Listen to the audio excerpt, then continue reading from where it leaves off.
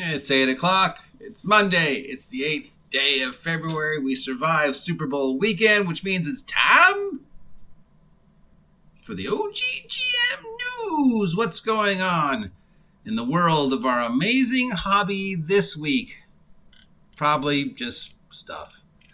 Okay, so we mentioned this last week, but a company called Magpie Games has gotten their hands on the license for Avatar, The Last Airbender, and Legend of Korra. And there are rumors of a third coming out. So we will be seeing sometime in 2021, 2022, a Kickstarter for an eventual Avatar, the world of Avatar, the world of Korra, the world of whatever the third one's going to be, role-playing game. So if this is something that you're interested in, if you've ever thought of the idea of being an avatar and being like Kane and, whatever, this is going to be a thing, but not for a while. And speaking of anime turning into games, a company called, looks like their name is Wonderstorm, is coming up with a Tales of Exadia role-playing game. Tales of Exadia, of course, is the world where the Dragon Prince of Netflix infamy fame is set. So if you ever wanted to role-play in the world of Exadia and be a Dragon Prince and hang out with those guys, a Cortex-powered role-playing game is now in the playtest stage with open playtests beginning soon. So if you want to get copies of the playtext, all you have to do is sign on to the Tales of Exadia website, and it will grant you immediate access to an introductory adventure and the full playtest, which should be available, according to this, tomorrow. So get early access. There you go. I may have to check that out.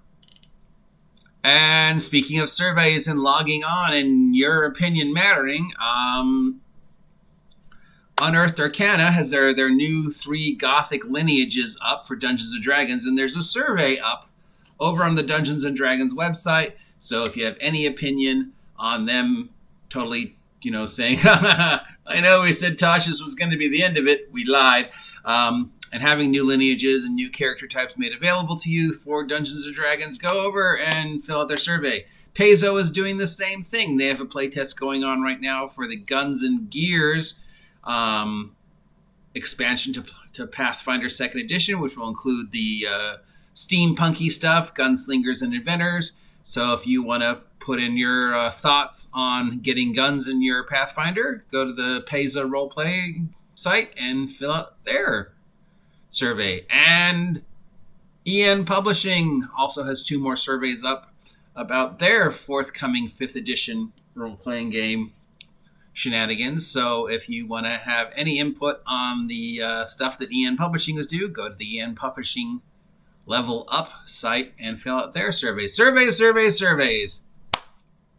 Okay, there's a pre-printed miniatures for Star Bundles coming out for WizKids. So this is the miniature combat rules for Starfinder. It's got 32 science fiction themed pre-painted miniatures sold in random 3-figure boosters for $14.99 each. The one that everybody is really excited about, though, is the pre-painted science fiction terrain set.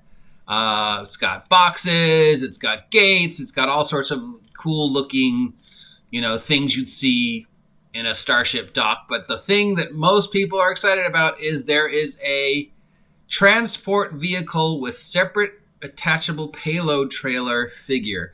And that is just, Hot Wheels flashback fun for Pathfinder. So if the idea of driving around your Pathfinder game in a little 4-wheeled transport, yeah. There is a charity bundle from a company called Icho-E going up to for relief benefits for the recent Croatia earthquake. So this is a bundles features 39 items, regularly priced up to $275. It's for just $25. All the funds will go to the victims of the Croatia earthquake.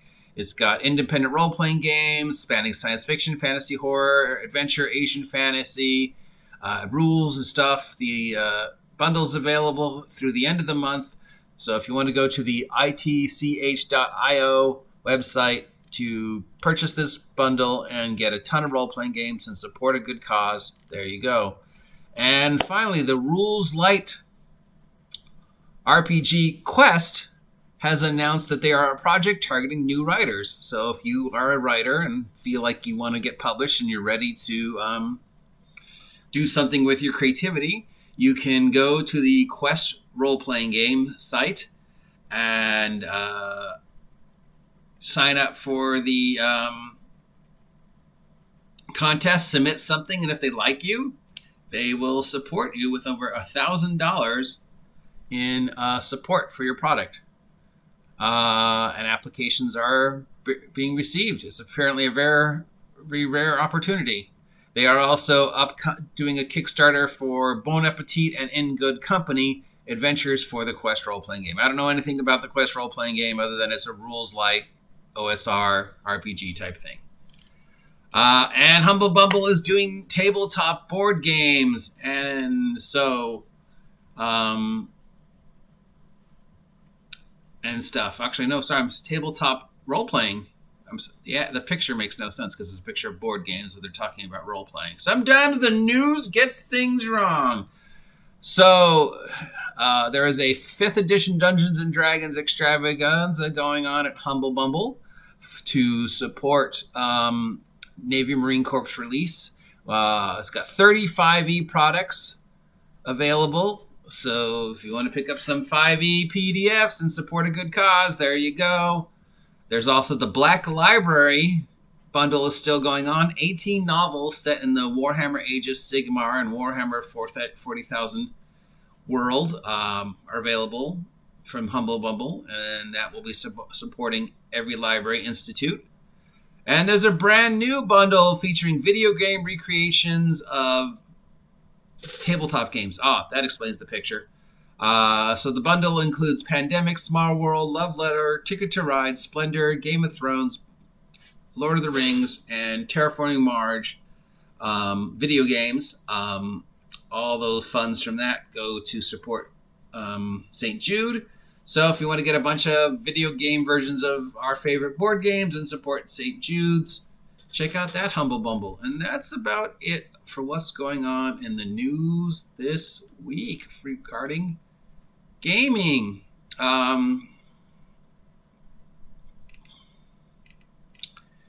Not much going on. It has been a year pretty much since we were all locked down by